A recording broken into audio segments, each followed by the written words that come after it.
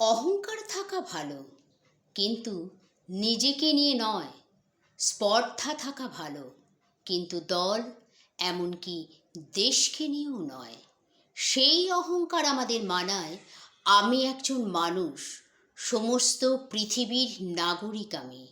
সেই স্পর্ধা আমাদের ভালো রাখে, মানুষের চেয়ে নির্মল এই পৃথিবীতে কিছুই নেই। আমারও অধিকার আছে মনুষ্যত্বে। অহংকার থাকা ভালো, যে অহংকার আমাদের উদার হতে শেখায়, বিনীত করে, বিশালতা দেয়।